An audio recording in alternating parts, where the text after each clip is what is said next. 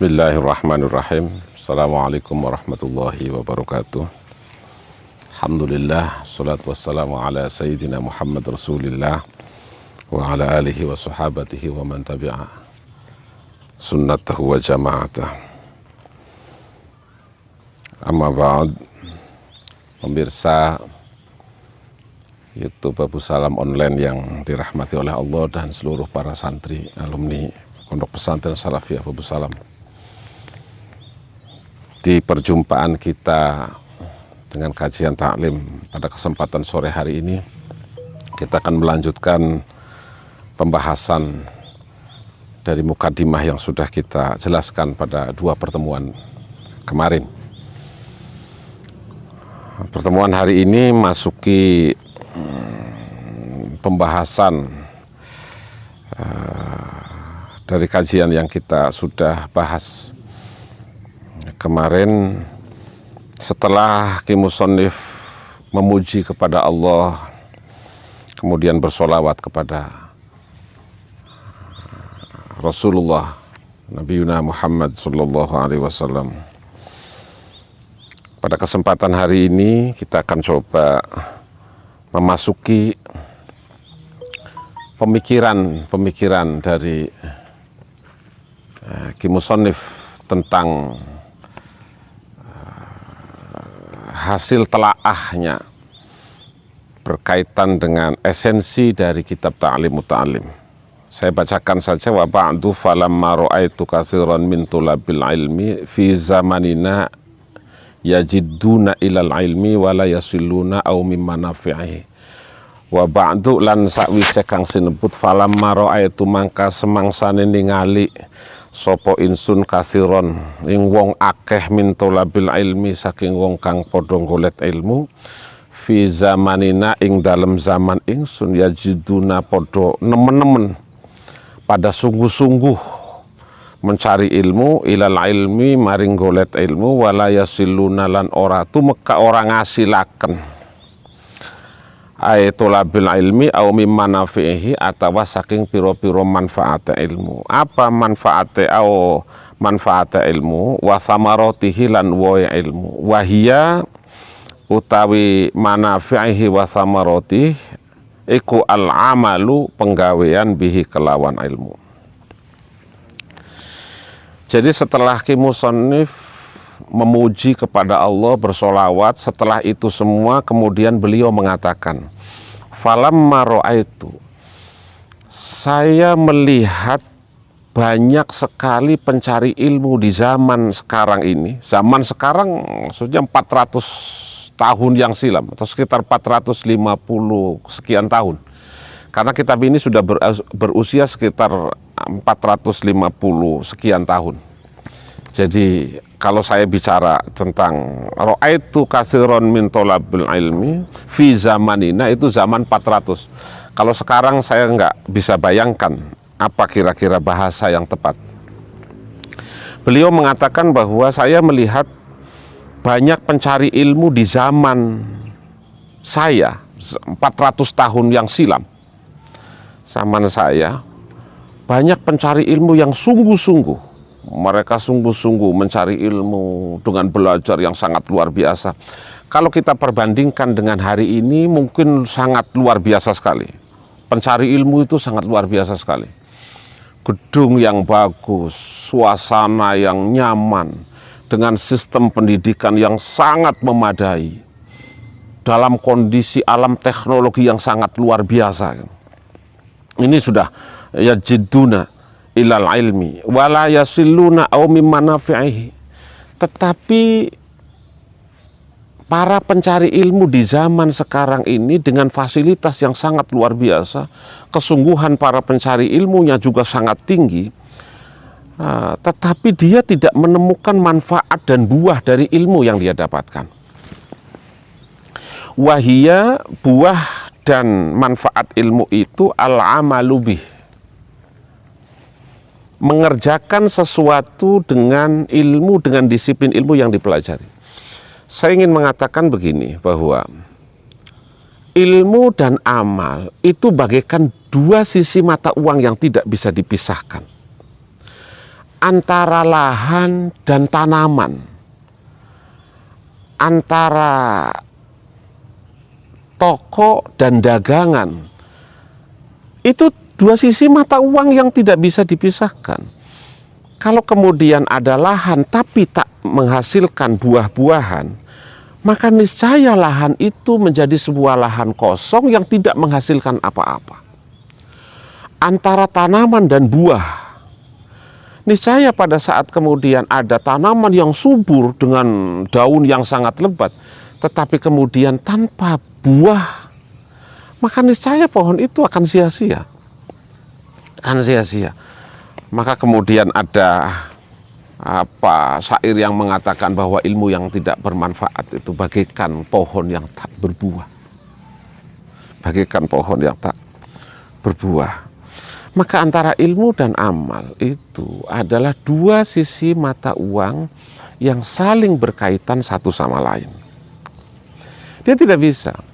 Maka kemudian di pembahasan awal kita membahas tentang bil ilmi wal amali, dengan ilmu dan amal. Kalau amal yang tanpa ilmu batal. Idzil amalu bi ghairi ilmi batal. Amal yang tanpa ilmu batal. Tetapi ilmu yang tanpa aplikasi, ilmu yang tanpa amal itu juga akan sia-sia. Bahkan ilmu yang tanpa amal akan balik menghantam bagi pemilik ilmu itu sendiri. Wan nasru, dan kemudian menggelar ilmunya. Ini saya ingin mengatakan ingin sedikit mengkoreksi atau barangkali mengkritisi dari fenomena kita sekarang ini. Banyak sekali pekerjaan seseorang atau bahkan disiplin ilmu yang dituntut oleh para tholabul ilmi hari ini hampir sebagian besar tidak ada kaitannya dengan pekerjaan yang dia sedang geluti sekarang ini. Misalnya ada seorang insinyur pertanian kemudian hari ini menjabat jadi direktur perdagangan, atau barangkali ada seorang dokter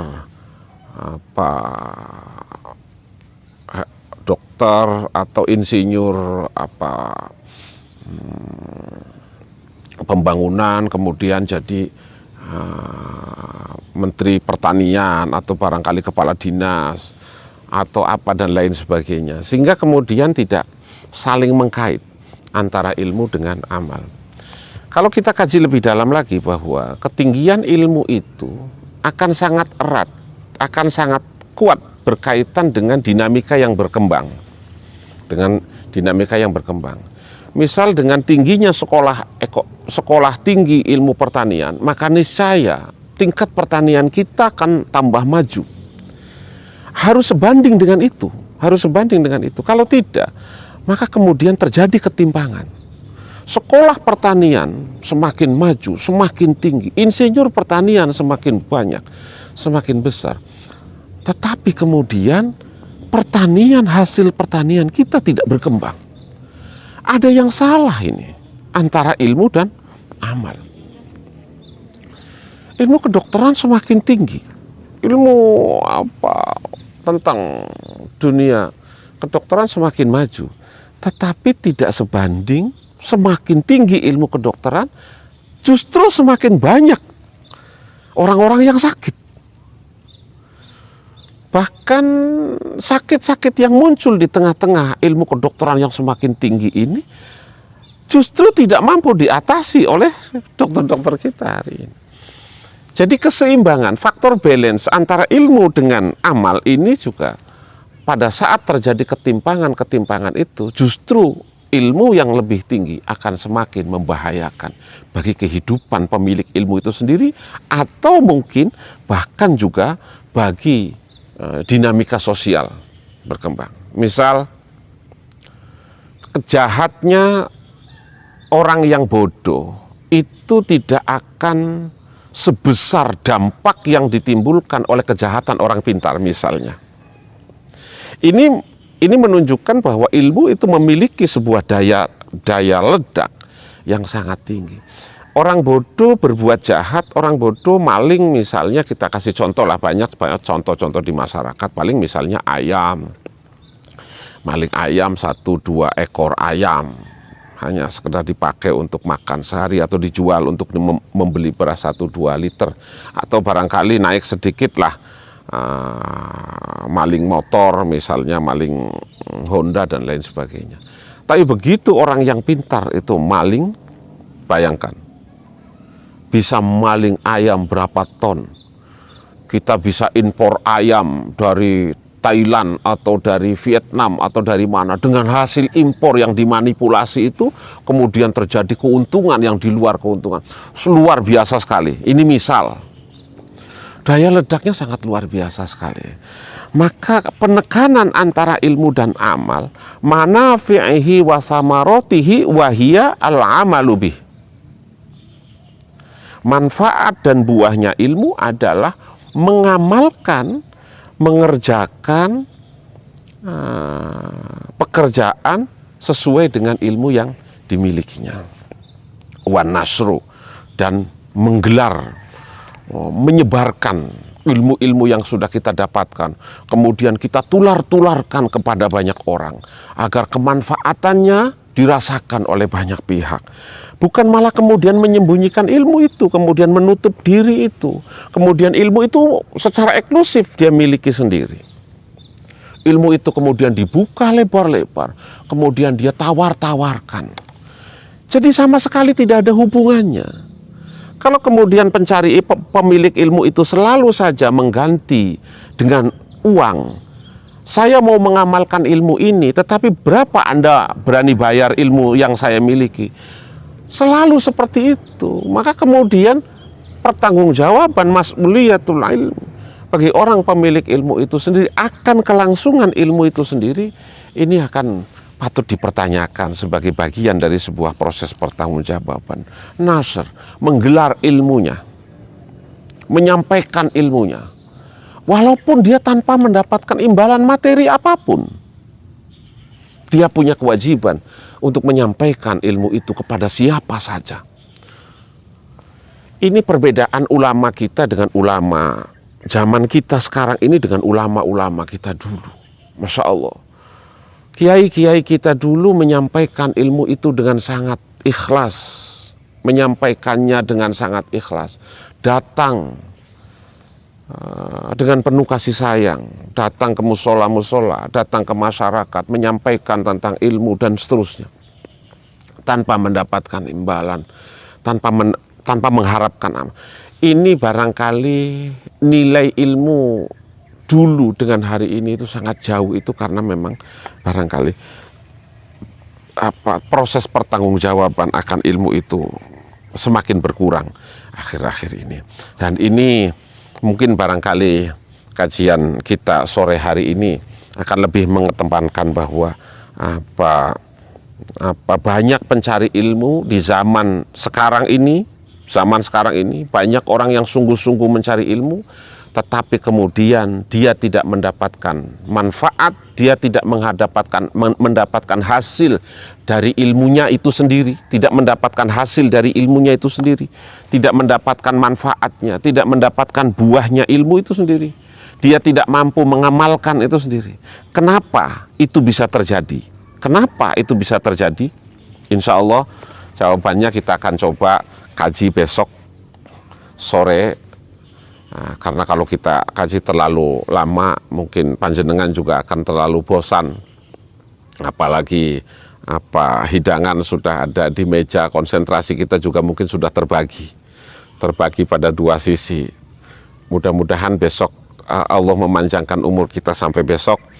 Insya Allah kita akan coba jawab kenapa itu bisa terjadi, apa persoalannya. Insya Allah dalam kajian taklim besok kita akan coba urai sedikit demi sedikit, dan juga fasal demi fasal di dalam kitab taklim ini yang sangat luar biasa, sangat